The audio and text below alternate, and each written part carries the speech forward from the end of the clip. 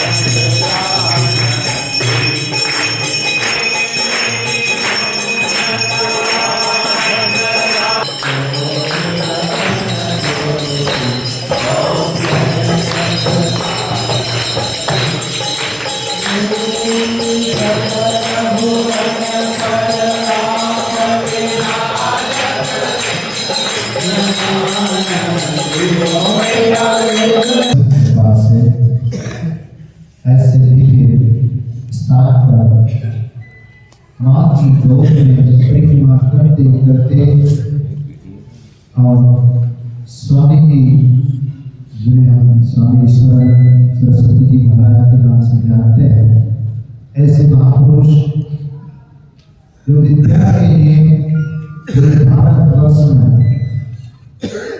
अपनी उदारता का परिचय देते हैं और जनजातीय क्षेत्रों में अनेक बच्चों को विद्या अध्ययन करा करके जनमानस के मन में विद्या का संकल्प करा करके और जनजातीय क्षेत्रों में इतना विद्या का प्रचार करना किसी महापुरुष के मन में ही संकल्प आ सकता है।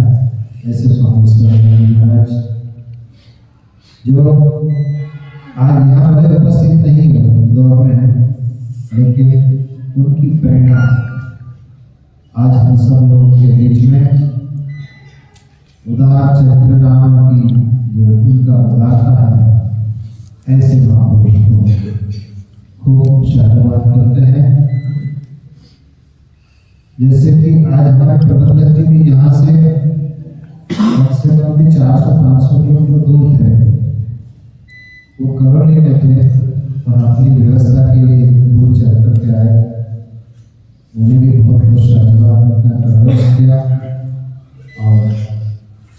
राष्ट्र समर्पित नर्मदा प्रदक्षिणा सेवा यात्रा का इस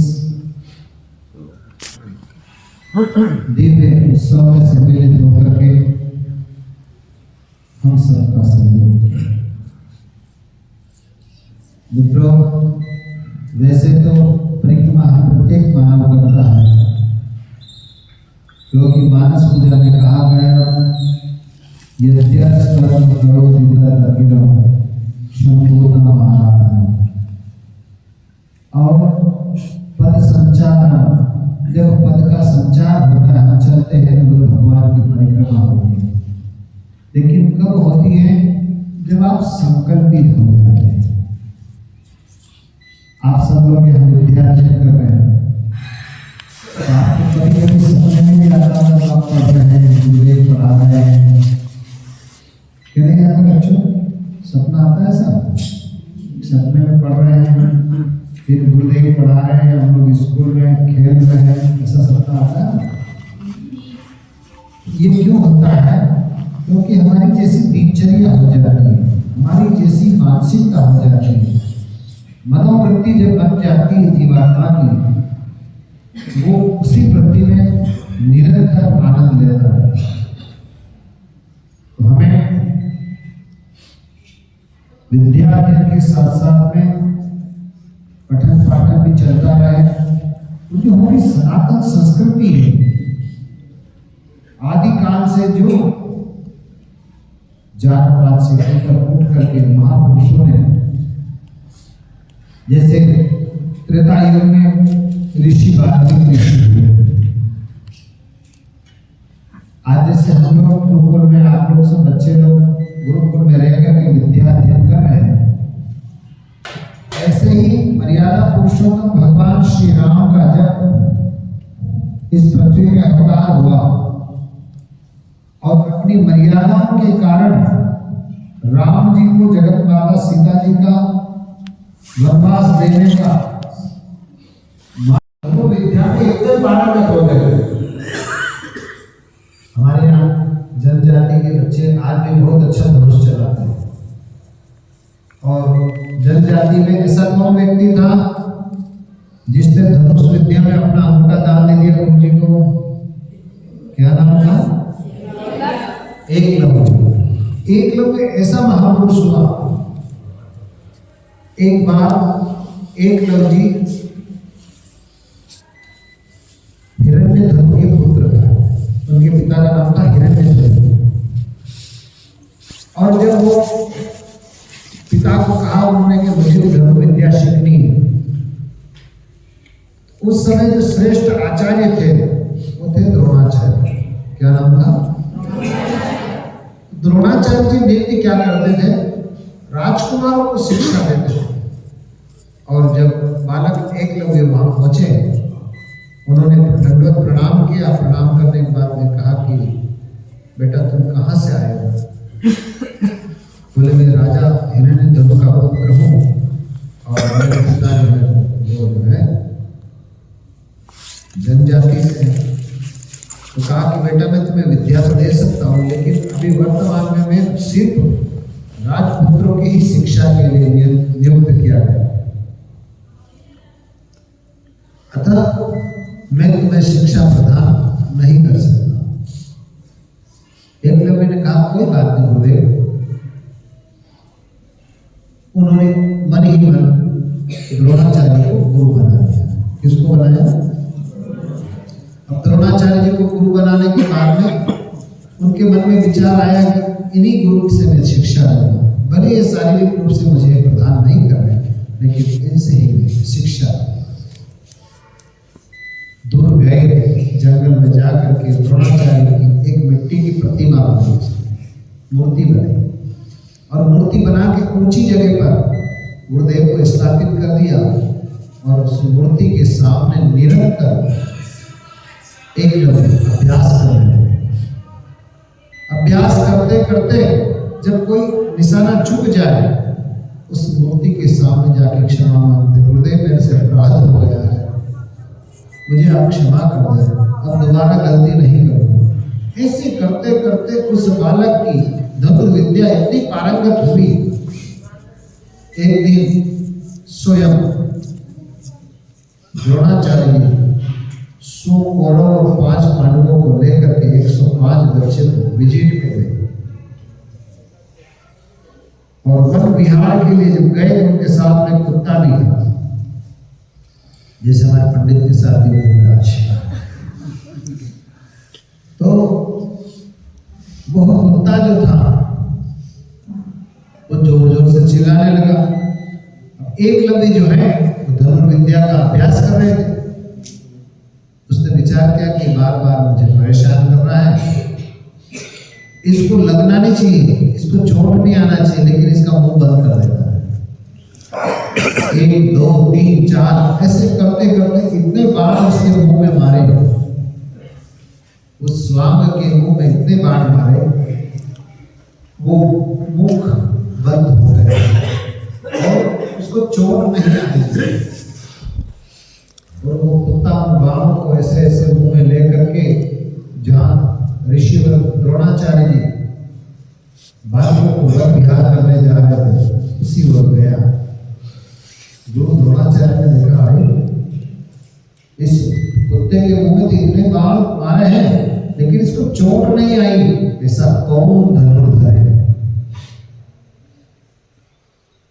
द्रोणाचार्य जी के मन में एक संकल्प था कि दुनिया का सबसे श्रेष्ठ धनुर्धर जो होगा वो कौन होगा? अर्जुन होगा। लेकिन गुरु द्रोणाचार्य ने देखा ये तो अर्जुन से भी आगे निकल गया। गुरु द्रोणाचार्य की ईर्षा हुई, गुरुदेव को भी ईर्षा हुई। क्यों हुई? कि मैंने जो संकल्प किया उस संकल्प को भी कोई पार कर दिया, उस संकल्प से आगे निकल गया। उन्होंने गुरु द्रोणाचार्य ने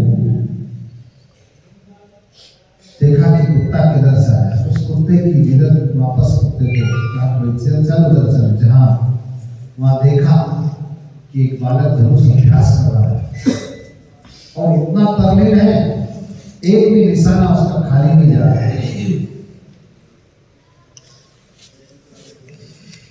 जब द्रोणाचार्य जी ने देखा कि तो बड़ा श्रेष्ठ धनुर्धर है,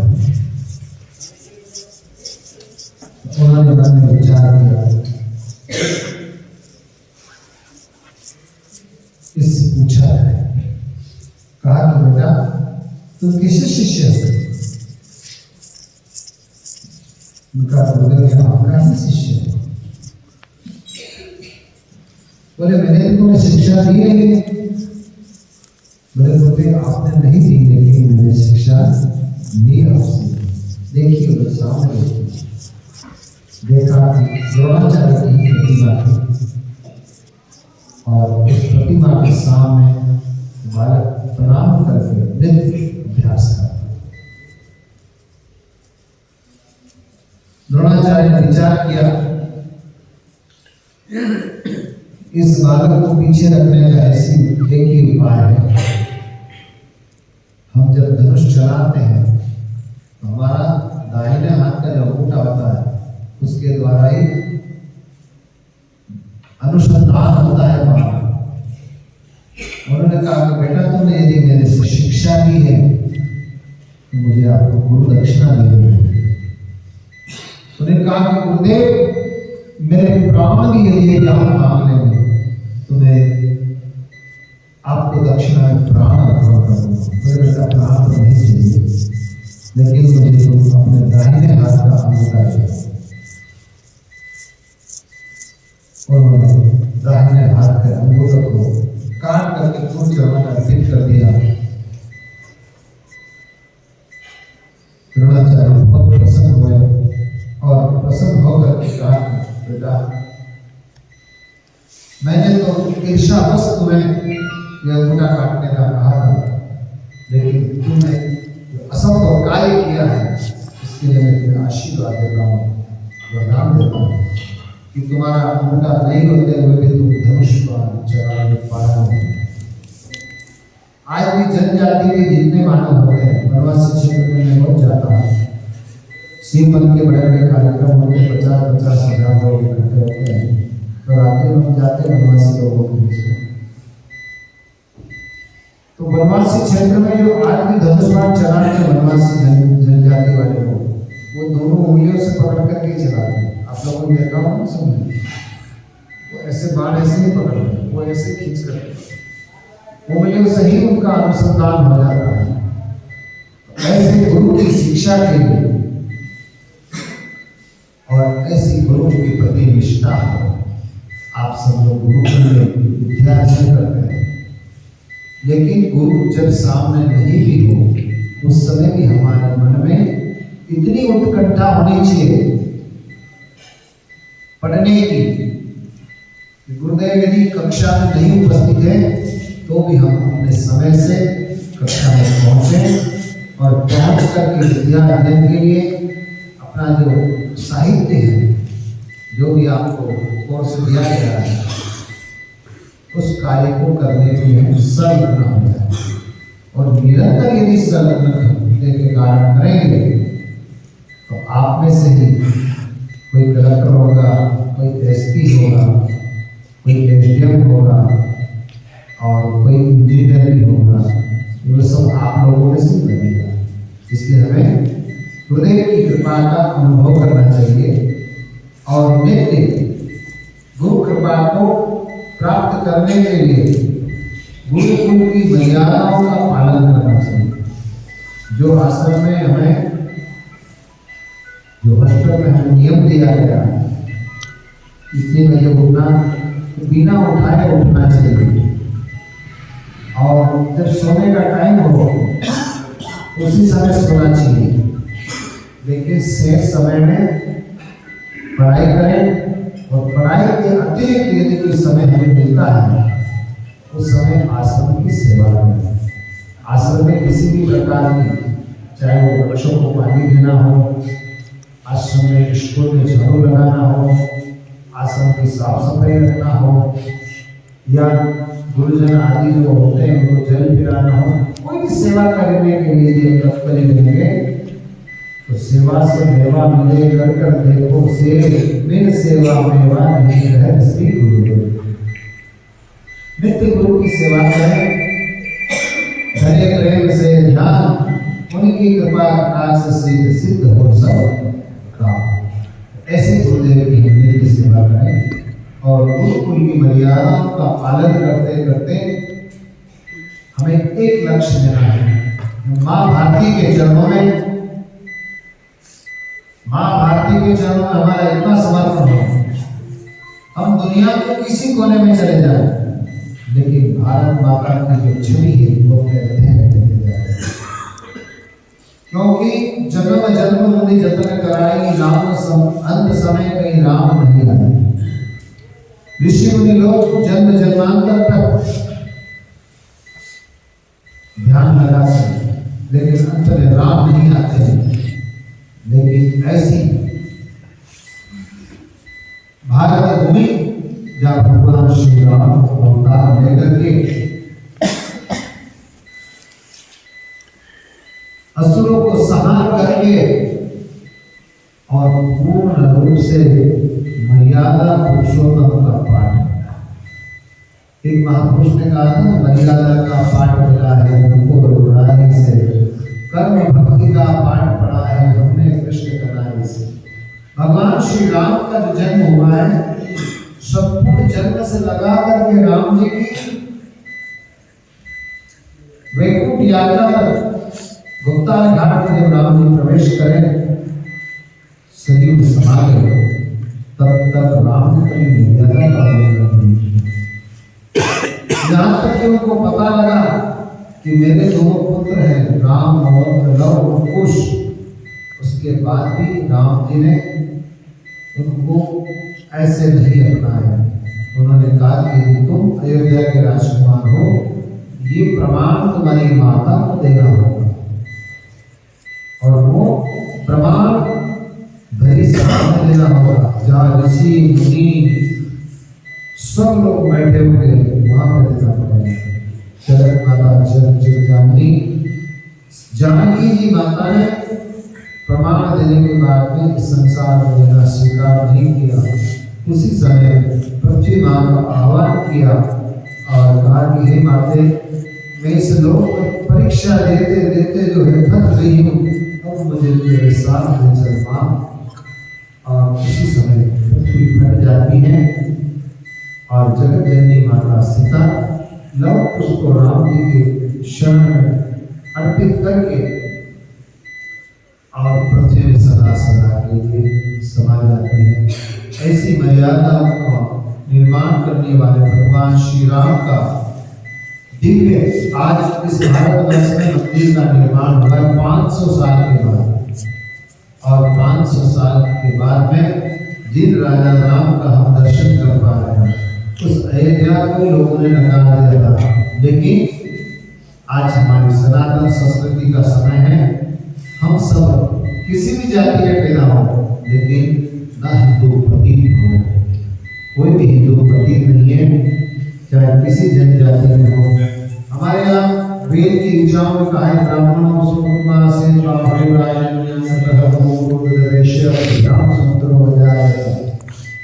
भगवान के चरणों से, भगवान के उदर से, पेट से, भगवान की भुजाओं से और भगवान के मुखारविंद से 4 वर्ण की उत्पत्ति हुई। लेकिन सबसे ज्यादा अगर महिमा है मंदिरों में, वो है चरणामृत। जब मंदिर में जाते हैं हम लोग तो चरणामृत सब लोग ग्रहण करते हैं। बाकी इधर उधर कुछ मिले ना मिले, लेकिन चरणामृत सब लोग पाठ करते हैं। भगवान के चरण में अमृत है और उस अमृत के द्वारा हमारा कल्याण होता है। उन्हीं चरणों से अगर किसी की उत्पत्ति हुई तो व्यक्ति कहते हैं कि शुक्र छोटे हो जाते हैं। कोई भी छोटा नहीं है, क्योंकि भगवान के चरण में अमृत है। और प्रत्येक मानव के अंदर 4 वर्ण है। किसी जाति में, चाहे एसटी में हो, एससी में हो, किसी भी जाति में उत्पन्न हुआ, सबके अंदर 4 वर्ण छुपे हुए। उसका मुखार भी है, वो ज्ञान लेता और ज्ञान देता है। वो व्यक्ति ब्राह्मण है, वो शूद्र है, लेकिन वो ब्राह्मण है। और जब वो किसी की रक्षा कर रहा है और किसी का पालन कर रहा है, किसी भी जाति में पैदा हो, क्षत्रिय है। और जब वो क्रय और विक्रय करता है, उस समय वो वैश्य कहलाता है। और वो मानव मात्र का जब समाप्त हो जाती है जीव की दशाएं, ऐसी स्थिति में सेवा करता है। कौन करता है? चरण। उस समय आज निरंतर जैसे प्रतिमाओं से सब 30-35 किलोमीटर नित्य चलते हैं। किसकी कृपा से चलते हैं? थोड़ा सा पाँव अगर खराब हो जाए तो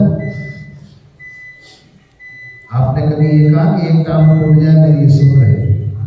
किसी ने नहीं कहा ना। क्यों नहीं कहा? कि भगवान की सकल सृष्टि उसी की ऊंचाई हुई है। तो ना कोई इस दुनिया में बड़ा है और ना कोई छोटा है। हम सभी बड़े हैं और सभी कर्मों से व्यक्ति महान होता है। इसलिए गुरुकुल में यदि हमने विद्या लेने के लिए आप लोगों ने एडमिशन लिया है, इस गुरुकुल का नित्य आप मान बढ़ाएंगे।